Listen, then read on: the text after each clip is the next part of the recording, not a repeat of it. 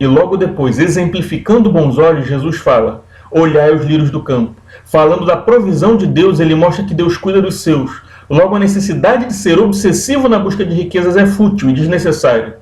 Deus sabe que precisam dessas coisas. E a oração do Pai Nosso fala: o pão nosso de cada dia nos dai hoje. E olha como Deus providencia isso para flores e pardais. Então, se confiamos na provisão de Deus, não precisamos ser obcecados com riquezas. Mas, ao mesmo tempo, Deus nos garante provisão, mas não luxo. Os olhos bons veem como Deus nos cerca da provisão e mantêm-se fixos no alvo que é Cristo. Os olhos maus cobiçam e invejam tudo o que há nessa terra, enxergando não a provisão de Deus, mas como obter vantagem e lucro, e servem a outro senhor, as riquezas, a mamon, a fim de satisfazer a sua cobiça e sua vaidade. Com quais olhos você tem enchido o seu coração? E com quais olhos tem orado a Deus para que sua oração seja respondida, validada e seu foco seja no pobre ajudado e não na sua promoção? Na glória de Deus e não em receber elogios. Que você tenha confiança na provisão suficiente de Deus e não cobice mais dinheiro e poder, porque você está juntando um tesouro no céu para a eternidade e não cobiçando prazeres e glória passageiras desta terra. Pois se na terra Deus veste assim o linho e alimenta os pássaros, imagine na eternidade como cuidará dos seus santos. E se nem o homem mais rico da história, que foi Salomão, em toda a sua glória, nunca se vestiu como os lírios do campo, qual o homem que poderá fazer para si alguma glória, vaidade ou luxo que supere o que Deus tem preparado para nós? De que vale ganhar o mundo todo e perder a sua alma? Com essa mentalidade deve-se orar, com essa consciência deve-se pedir, com esse espírito e objetivos nossas orações são ouvidas e atendidas. Já em Lucas, a instrução aos seus discípulos, Jesus ressalta outros pontos também importantes. Em Lucas, de 1 a 12, Jesus fala sobre a persistência na oração. Voltando ao exemplo do profeta Daniel, Daniel orou, mas levou 21 dias para que o anjo viesse até ele e dissesse que desde o início ele foi ouvido, mas que por 21 dias o príncipe da Pérsia resistiu ao anjo, e por isso a resposta demorou a chegar. Elias orou com fé por muito tempo para que acabasse a seca. Ele enviou seu moço que disse: veja uma pequena nuvem do tamanho da mão de um homem. Texto que inspirou uma famosa canção gospel. Mas Elias sabia que aquilo era só o princípio e confiou em Deus. Jesus em Lucas fala da perseverança, dando um exemplo que parece estranho, citando um alguém inconveniente que insiste com seu vizinho. Mas Jesus não está dizendo que na oração nós somos inconvenientes ou que Deus não quer nos abençoar. O que ele está fazendo é justamente um contraste, quando ele diz: quem é o pai que o filho pedindo o pão lhe dará uma pedra, ou pedindo um peixe lhe dará um escorpião? Se vós, sendo maus, sabeis dar boas dádivas aos vossos filhos, quanto mais o Pai vos dará a vós, homens de pequena fé. O que Jesus está dizendo é que devemos ter fé e consciência, sabendo quem é Deus e que Ele é bom e capaz de responder nas suas orações, e nos abençoar muito além do razoável ou do esperado. Se até o razoável os homens conseguem fazer, que dirá Deus? Então devemos perseverar e não esmorecer na oração. Perseverar e não esmorecer. Eu repito porque Jesus dá muita ênfase nisso. Pedi e será dado, buscai e achareis, batei e lhe será aberto. Também uma coisa muito interessante é a forma verbal. Ele não diz pedi e conquistará, ele diz será dado. Também não diz batei e arrombareis, ele diz vos será aberto, porque é Deus quem responde e atende a oração. Eu não posso afirmar com certeza sobre como isso se dá nos originais, mas eu creio que a forma como é dita nos mostra a necessidade de confiar em Deus. Agora, somando os aprendizados em ambos os textos, nós vemos que podemos pedir, insistir e buscar a Deus, e nos será dado e devemos ter fé. Mas Mateus nos mostra condições a respeitar se queremos ter a oração ouvida. Sobre o que pedir e com qual espírito. Isso é fundamental, porque é muito claro na Epístola de Tiago: pedis e não recebeis porque pedis mal.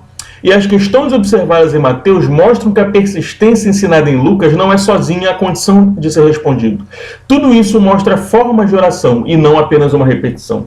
Princípios a serem seguidos na oração. O Pai Nosso, por si só, ensina uma forma como vários pontos importantes que podem ser transcritos para toda oração ou que devem ser observados na nossa comunicação com Deus. O Pai Nosso, por si só, revela uma forma, como se fosse uma forma de bolo que você tem que seguir em todas as suas orações. Coisas que podem ser passados para cada um dos pedidos e sempre tem que estar em vista na nossa comunicação com Deus. A oração começa com Pai Nosso que está no céu, santificado seja o vosso nome. Oração começa com adoração. reconhecimento de quem é Deus, e por isso é importante. Se você fosse pedir algo a alguém, pediria a alguém que pode atender. Você não pede um exame médico com um chaveiro ou pede para um carpinteiro consertar seu carro. Você está orando ao Deus que pode atender todo o pedido. Já que você está pedindo, faz sentido reconhecer a grandeza de Deus e adorá-lo. Ao passo que isso também deveria alimentar a sua fé, já que você não está pedindo a qualquer um, mas àquele para quem nada é impossível. Agora você reconhece que o nome dele deve ser santificado. O significado de santidade é separado, especial. Você não está falando com qualquer um. Se você tem acesso a um Deus que é santo, isso é um privilégio, e já por isso deveria louvar. E ao reconhecer a santidade dele, você faz uma reverência. Ao entrar diante da sala do trono. Pois Deus é digno de toda honra, e logo você dá honra ao adentrar a presença de um Deus do qual nós não somos dignos, senão pela misericórdia dele em Cristo Jesus. Deveria ser inacessível esse privilégio, sendo Deus quem é e nós quem somos. Reconhecer e adorar, ser grato pela simples possibilidade de colocar diante de um Deus tão magnífico as nossas súplicas é motivo de adoração e gratidão. É curioso que quando a gente observa a formalidade no mundo, você tem pronomes de tratamento. Você fala com um juiz e chama ele de Vossa Excelência. Quando os deputados ou senadores se referem uns aos outros, eles também usam esse tipo de tratamento. Que tipo de reverência você acha que um Deus Todo-Poderoso, Criador dos céus e da terra, é merecedor? Depois vem uma parte muito interessante. Venha a nós o teu reino, seja feita a tua vontade, assim na terra como nos céus. A gente não ora queremos ir ao seu reino, mas que o seu reino venha a nós. Isso faz sentido, pois como dissemos antes, em Pai Nosso que estás no céu, ele está no reino dele, ao qual nós não vamos ainda, pois estamos na terra. Mas olha que milagre maravilhoso. O reino dele pode vir até nós. É curioso como pedimos várias coisas, mas a oração do Pai Nosso diz: seja feita a tua vontade, assim na terra como nos céus. Porque quem faz ou deixa de fazer as coisas conforme a palavra de Deus, aqui na terra somos nós. No céu, a vontade dele sempre é obedecida, e por isso existe perfeição. Nós pedimos que venha a nós nessa terra algo como aquela perfeição do reino dele. Mas para isso temos que fazer a vontade dele aqui como ele é obedecido nos céus. A obediência à ordem divina manifesta a perfeição do plano divino que é bom. Então, se obedecermos a Deus nessa terra como ele é obedecido nos céus, o reino dele vem a nós, pois começa a funcionar na terra como já funciona nos céus. O reino dele vem a nós através da obediência. A distância entre o homem e Deus foi criada pela queda de Adão e o pecado. E o véu do templo que separava o santo dos santos dos homens comuns foi rasgado na morte e ressurreição de Cristo, e que perdoou nossos pecados, nos permitindo novamente acesso a essa sala do trono.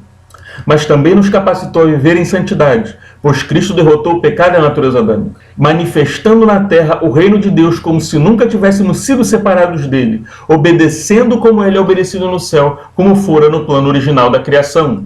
E como estamos falando de uma oração de petições, fica claro que as petições são respondidas como manifestação do reino de Deus, que vem a nós quando agimos com obediência e pedimos conforme a vontade dele e não a nossa. O conforme foi tão bem enquadrado em Mateus. Daí, e isso é importantíssimo, só depois que reconhecemos a glória de Deus, o adoramos de acordo, reconhecemos a sua soberania, a mentalidade com que devemos pedir, os objetivos com que devemos pedir, o propósito com que devemos pedir, sendo o primeiro pedido: venha a nós o teu reino e seja feita a tua vontade, na terra como já é feita nos céus, começamos a falar das coisas mundanas. Só depois disso tudo. O pão nosso de cada dia nos dai hoje. Sim, nós precisamos de provisão. Devemos pedir provisão. Misericórdia, mas não pedimos manjares, luxos ou riqueza. Pedimos o necessário. E nós pedimos a cada dia, porque um único dia sem nos faz falta. Por outro lado, será que somos gratos pela provisão diária, como Deus é fiel com sua provisão diária? Voltando a Mateus, se experimentamos a provisão de Deus, devemos ser gratos de acordo, porque a provisão de Deus é mais e melhor do que os luxos desse mundo, que qualquer um poderia conquistar pelo próprio braço. Vale lembrar também que em Mateus Jesus fala: não andeis ansiosos com coisa alguma, não com o futuro. Provisão vem de pró, antes, e visão, ou seja, o que se vê antes, o que se antecipa, o que é proativo. Deus provê, ele antecipa, ele garante contra as intempéries, ele se antecipa ao problema. Então podemos pedir o de cada dia sem ansiedade sobre o futuro, pois Deus o tem sob controle. Não digo que sem dores, aliás, a Bíblia diz: tereis aflições, mas tendes bom ânimo. Ou seja, não é um mar de rosas sem aflições, mas a vitória final da salvação é certa, então tem de bom ânimo, porque Deus está no controle. É claro também que nesse modelo de oração a provisão não se resume a alimento. Em Mateus, Jesus fala sobre o que é a vez de comer, beber, vestir, etc. Ou seja, a provisão de Deus é para todas as nossas necessidades. Muitos estudiosos dizem que esse pão nosso de cada dia é uma referência ao maná que caía do céu para o povo de Israel no deserto durante o Êxodo. De fato, o maná é descrito que ele caía cada dia a sua porção, e não dava para guardar no dia seguinte porque ele estragava, dava bicho e cheirava mal. Então era para o povo confiar que a cada dia, durante 40 anos no deserto, o maná cairia todo dia. Quando Jesus retoma em Mateus esse tema, basta cada dia o seu próprio mal, ele não está dizendo que a gente não deve fazer planos. É claro, a Bíblia também fala de plantar e colher. É óbvio que numa atividade sazonal a gente precisa de planejamento a longo prazo. O que ele fala é para que não andemos ansiosos como o povo que queria guardar o maná para a semana, como o povo que queria guardar o maná para a semana toda, como se não soubessem que ia cair todo dia. Se nós temos confiança na provisão diária de Deus, nós não devemos ter essa preocupação.